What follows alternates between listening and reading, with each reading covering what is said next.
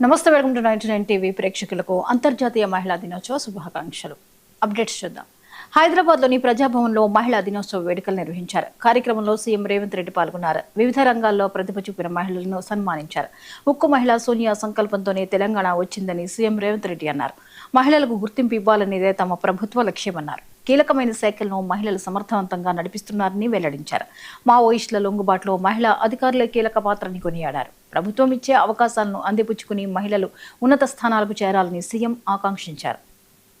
అలాంటి మహిళా నేతృత్వంలో పనిచేస్తున్న ఈ పార్టీ ఆ ఉక్కు మహిళ సంకల్పంతో ఈరోజు తెలంగాణ రాష్ట్రం ఏర్పడ్డ తెలంగాణ రాష్ట్రానికి తెలంగాణ తల్లిని ఒక స్ఫూర్తిగా తీసుకొని మన ప్రభుత్వం నడుస్తున్నప్పుడు మహిళలకు ఇవ్వవలసిన గౌరవం, సరైన గుర్తింపునివ్వాలి అని మా ప్రభుత్వం భావిస్తున్నది.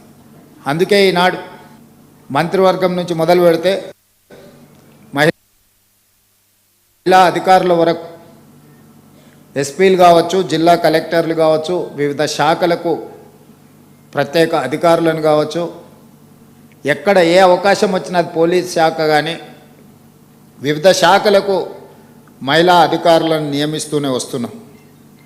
నాకంటే జర్నలిస్టులు మీరు ఆ లెక్కలను ఎప్పుడైనా చూడొచ్చు.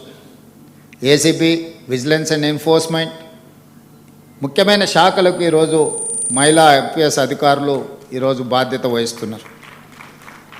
అదేవిధంగా హైదరాబాద్ లాంటి కీలకమైన నగరానికి, జిల్లాకి ఒక మహిళా కలెక్టర్గా ఈరోజు అత్యంత కీలకమైన బాధ్యతలు పోషిస్తున్నారు. ఎస్ఐబిలో ఎప్పుడూ పురుషులే అధికారులుగా వ్యవహరిస్తారు.